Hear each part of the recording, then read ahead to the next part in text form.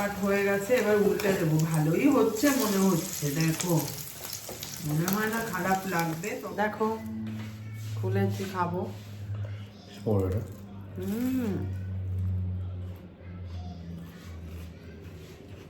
দিদিকে ডাক, ভালো হয়েছে। গুড মর্নিং, সুপ্রভাত, শুভ সকাল everyone, welcome back to my new blog. শুরু করে দিয়েছি আজকে রান্নাবান্নার পর্ব নিয়ে। চলে এসেছি, করবো লাউয়ের পাতা বাটা। লাউ পাতা বাটাটা খেয়েছি, দারুণ লাগে, কখনো আমি করিনি।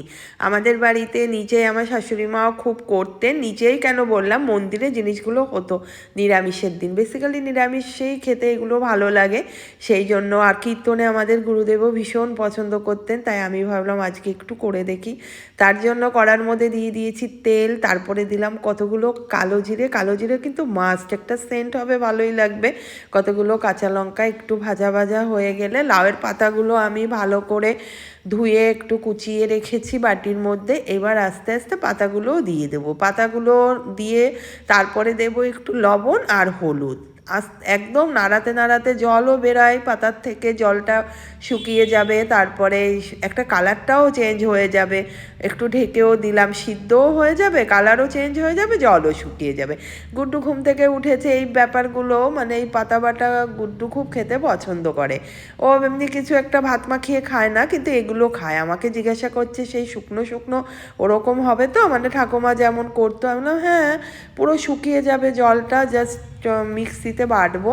কেউ পাটায় বাটে, কেউ মিক্সিতে বাটে, আমি তো পাটায় বাটবো না, মিক্সিতেই বাটবো, ব্যাস কমপ্লিট হয়ে যাবে। আমি বললাম তুই খেয়ে দেখিস না, দেখ না পুরো ড্রাই হবে। এই করে দেখো কালারটাও চেঞ্জ হলো, আর কি সুন্দর। আস্তে আস্তে নাড়াতে নাড়াতে একদম ড্রাই হয়ে যাবে, জলটাকে পুরো শুকিয়ে যাবে।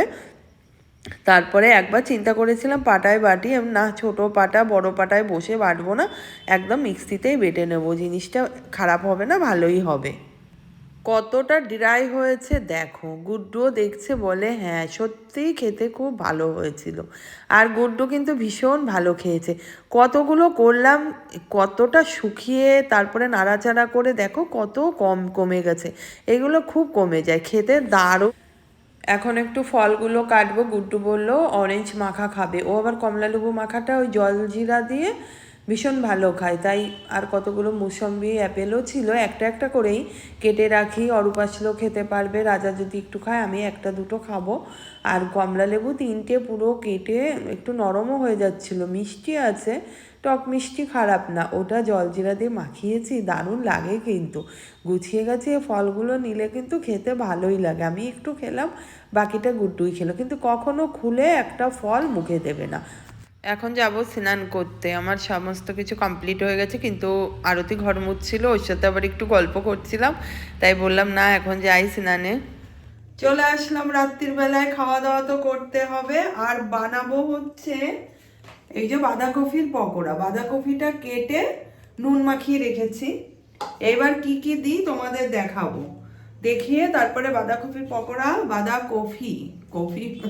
কফির পকোড়া কদিন ধরেই খাবে ওরা বলছে, তা আজকে করব। আর চলো তাহলে করি, ঘড়ির কাঁটায় 8:30টাও বেজে গেছে, এটাই আস্তে আস্তে রেডি করি।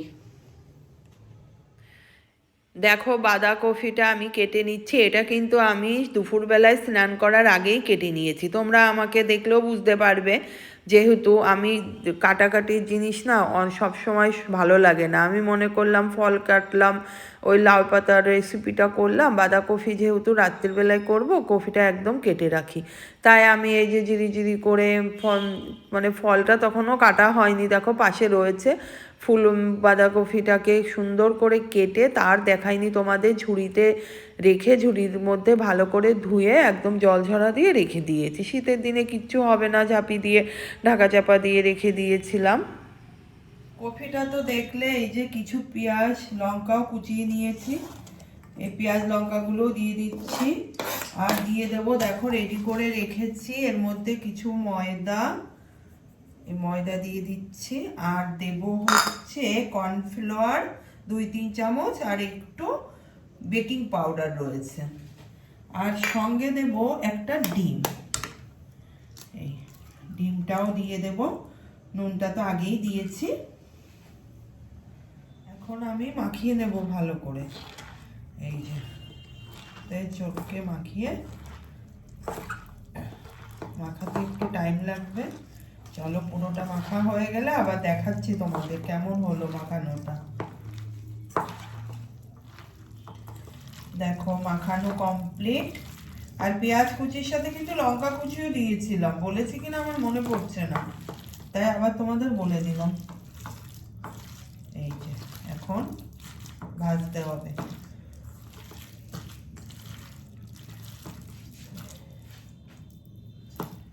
রান্নাঘরে রান্নাবান্নার কাজ করলে গরম লাগে, তাই চাদরটা খুলে রেখে গেলাম। আর দেখো আইব্রোজটা করে এসছে আজকে, কত ফ্রেশ লাগছে মুখটা, অনেকটা উঠে গেছিল, একদম উঠে গেলে খুব বাজে লাগে।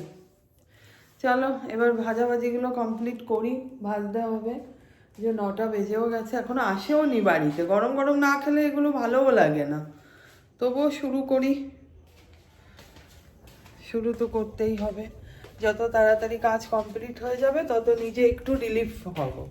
না হলে তো সেই 10:30 কেন 11টা বেজে যায় সমস্ত মানে কমপ্লিট করতে। ওরা তো ওদের মতো খেয়ে যার যার ঘরে শেষে ব্যাস চলে গেল, আর বাকি কাজগুলো যে আমার কতক্ষণ ধরে করতে হয় মানে সে আমিই জানি। দেখি তেলটা দিয়ে দিই, কড়াটা জ্বালিয়ে দিই। 9:30 বাজতে গেল, ভাজা শুরু করে দিই। আমি, রাজা, গুড্ডু তার মধ্যে চলেও আসবে ভাজতে ভাজতে। আর একটু টেস্ট করি আমরা, তাহলে আসলে তো খাবে গপ গপ করে আর ব্যাস হয়ে গেল, আর দেখা সাক্ষাৎ নেই। বাবা আমার কাজ তো আমাকেই করতে হবে, তাই না? আমি আমার কাজ কমপ্লিট করি, তারপরে সে আমার বহুত রাত হয়ে যায় কাজ করতে করতে, বহু রাত। চলো বক বক বেশি করছি, তেলটা গরম হোক। শুরু হয়ে গেছে পকোড়াগুলো দেওয়া, ডিম নুন সব দেওয়া, তো বেশিক্ষণ মাখিয়ে রাখলে না আরো পাতলা হয়ে যাবে, পুরো জল কেটে যাবে। যাই হোক ভাজি, আর ফ্রিজে রেখেও দিতে হবে, এত তো খাওয়া যাবে না একদিনে, কতগুলো করে খাওয়াবে, শরীরটা খারাপ হতে পারে। অল্প অল্প করে খাওয়াই ভালো শীতের দিনে। আর নিজে খাবো, ওয়েট করার দরকার নেই, আমার জন্য কেউ ওয়েট করে না, আমিও ওয়েট করবো না। ভাজা হয়ে গেলে খাওয়া শুরু করে দেবো, গরম গরম না খেলে মজা নেই। আর ধরবে না, এই কথা হতে লাগুক।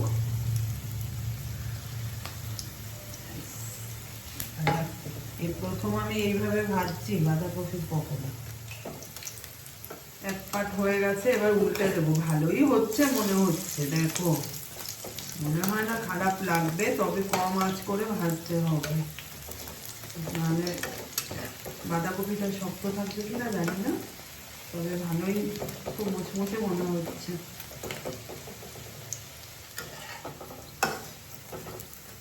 রেডি মনে হচ্ছে এটা আমার পেঁয়াজি হয়ে গেছে। এবার তুলে নেব,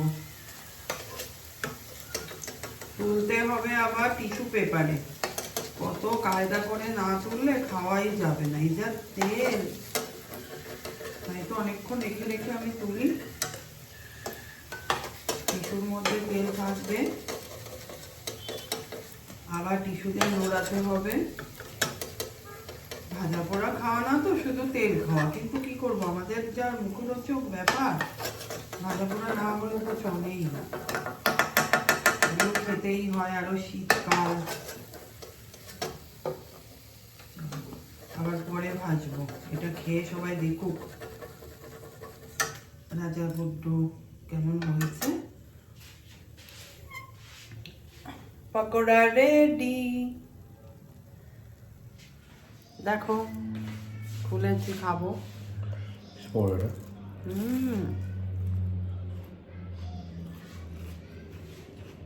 দিদিকে ডাক, ভালো হয়েছে, গরম।